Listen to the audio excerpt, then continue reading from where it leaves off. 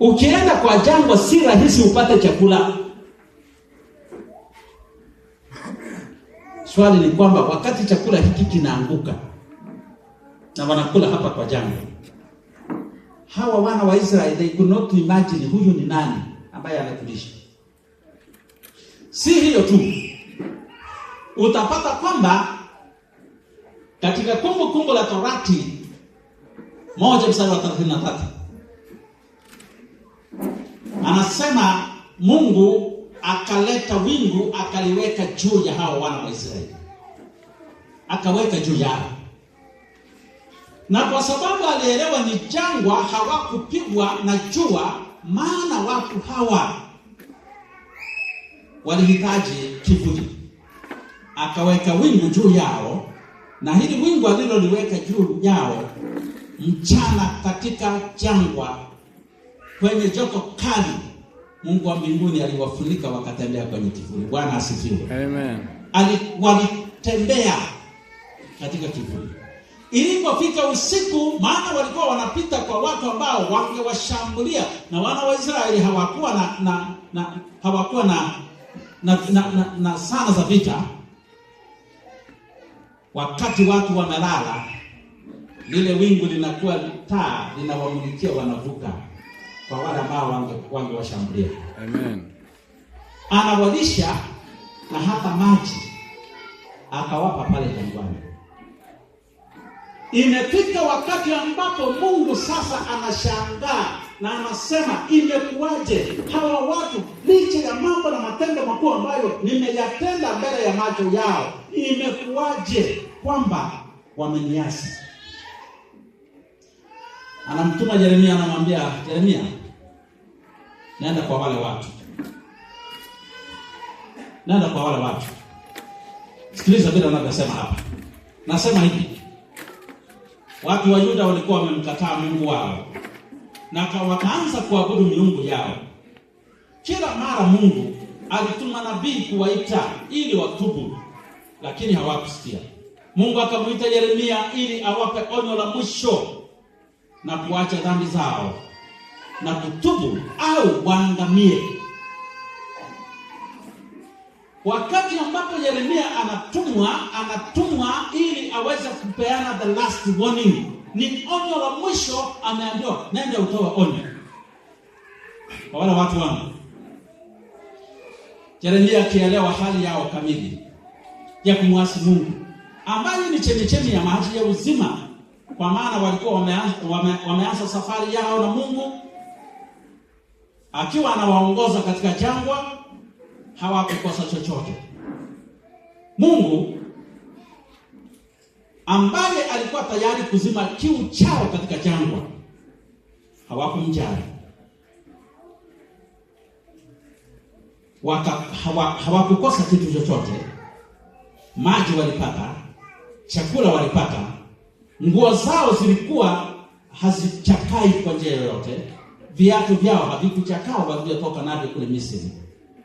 Na akashangaa, kama watu hawa nimewalisha katika jangwa, kama chemi ya maji nimewapatia katika jangwa, inakuwaje wananiasi?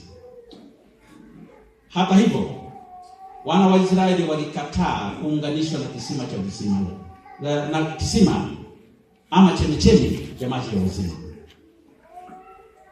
Wana wa Israeli licha ya kuwa na Mungu, wakawa na kiu ya upendo wao wenyewe, furaha yao wenyewe, amani yao wenyewe.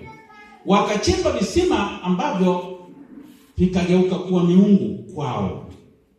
Mungu akamwambia nabii Yeremia kwamba waambie wana wa Israeli kwamba wamefanya dhambi na kuniacha, wamegeukia miungu mingine. Kwa bahati mbaya, visima na mabirika yasiyojaa maji waliyatengeneza wao wenyewe kwa akili zao wenyewe.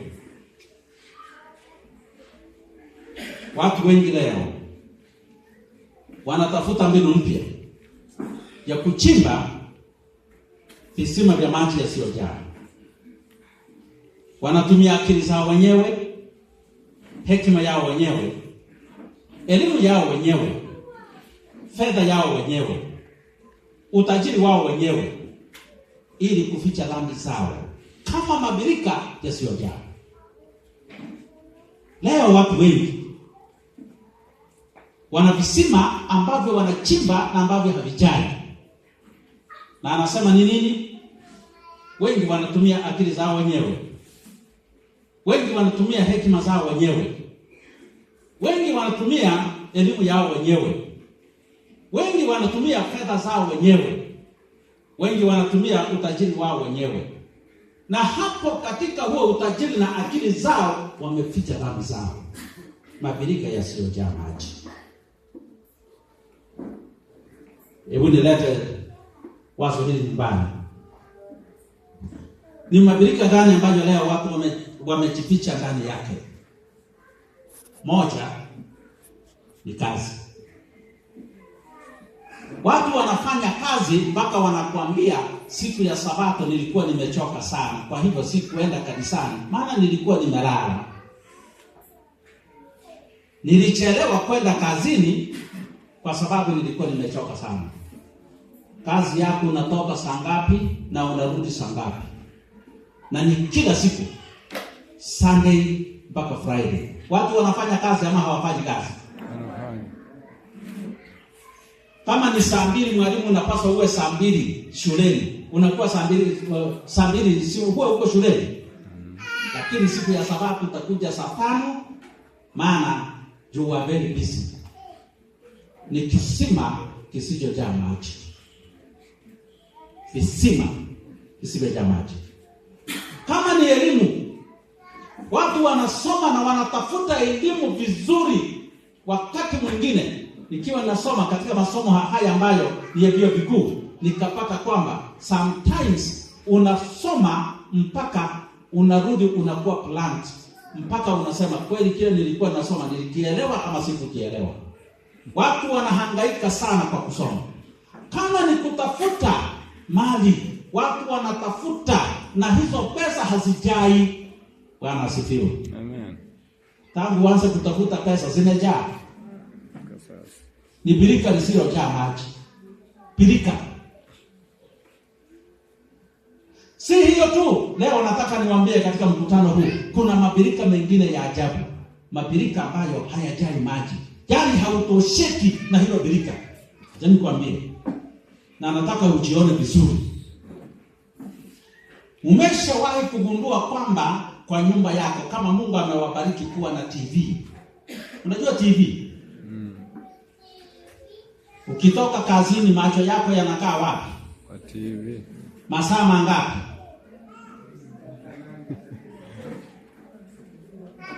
Unaanza na taarifa. Bwana asifiwe. Amen. Unaenda kwa Ayana. Namba 3. Unaenda kwa wazungu wanaolia. Taarifa imefika. Bwana asifiwe. Birika hilo litajaa, utatosheka nalo. Masaa mangapi unachukua kuomba? 0. Hello. Hebu tuseme ukweli. Mungu analalamika watu hawa wamechichimbia mabirika yasiyojaa nini? Maji. Kuanzia saa 1 taarifa, uende kwa anaitwa Ayana ama anaitwa nani? Ayana. Anaitwa Ayana. Ukitoka kwa Ayana, wazungu wanaolia, sijui hata hiyo kipindi yake inaitwa Ayana inaitwaje. Mwisho taarifa tayari imefika. Umechukua saa ya kuomba? Hakuna. Si hiyo tu. Kama Mungu amewabariki kuwa na simu, yangu imeenda sijui wapi. Kuna simu hizi za kufanya kru. Umeona watu wote kwa nyumba, kila mtu amekaa kwa kona yake anafanya. Hamjaona hiyo? Mabirika yasiyojaa. Unataka usome kila message ambayo imeingia, ni kweli. Ukisikia tu tungulu na wengine wameweka mlio ili achue hiyo ni message, hiyo ni WhatsApp. Walls zimekuwa created hata kwa hii kanisa tuko na wall. Kila siku mpaka upitishe kidole. Hata watoto wadogo. Sasa utaenda kwa nyumba. Tena ninaona nyumba zetu vile zinakaa. Hata yangu pia. Kona ile ni mama. Amenyamaza. Amenyamaza kabisa. Kitu ambacho anafanya ni kuscroll. Kuguru. Hiyo ndio anafanya. amenyamaza kabisa. Baba ako kwa deski yake sehemu nyingine. Sasa unasikia mwingine ameweka vitu vinaitwa vibonzo. Vibonzo ni ile mnaita nini? TikTok. Kwa Kiingereza mnaitwa TikTok. Kuna kitu kingine. Kuna TikTok. Kuna vitu hivi ambavyo ukifinya hivi unapata hata watu wanacheka. Sasa utaweza kuona mama amekaa kwa kona nyingine, watoto kama ni wakubwa kama wangu wamekaa kwa kona nyingine, kila mtu unasikia hakuna kuongea mambo hata ambayo yatajenga familia. Ni mabirika yasiyojaa. Bwana asifiwe. Amen. Birika hilo lako litajaa nini? Hakuna siku. Lakini hili jambo ni la kweli ama haliko? Liko. Siliko. Ukitaka kuelewa leo jioni waende kwako. Labda watu leo watajizuia maana mchungaji amesema hayo maneno. Lakini ukweli ni huu. Kila mtu amewekwa busy na simu na kuscroll na kusoma messages na kurudisha messages to the extent that you don't have time to pray. Kabisa. Hata wengine wanazinzia wanaenda kulala bila kuomba. Kwa sababu gani? Visima visivyojaa.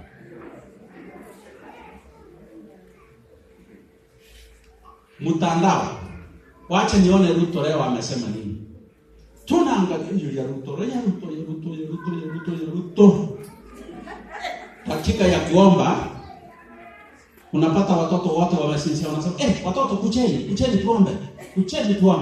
tuombe. Ya Ruto sasa haijatosha. Unajua unaharakisha ili urudi kwa TV au urudi kwa simu. Kwani ninyi hamharakishi hapo kwenu? Ukipiga hesabu masaa ambayo familia zetu zinatumia kwa WhatsApp na TV na masaa tunayoomba, Mungu anashangaa. Anasema watu wangu wameniacha, wameenda kwa miungu yao. Miungu ni hiyo simu yako. Bwana asifiwe. Amen. Miungu. Unaona hiyo simu yako ambayo unanimulika nayo? Hii inaitwa nini? Miungu. Haitajaa. Na hata ninyi mnaweza kukubaliana na mimi haitajaa. Yaani unaangalia tangu asubuhi mpaka jioni.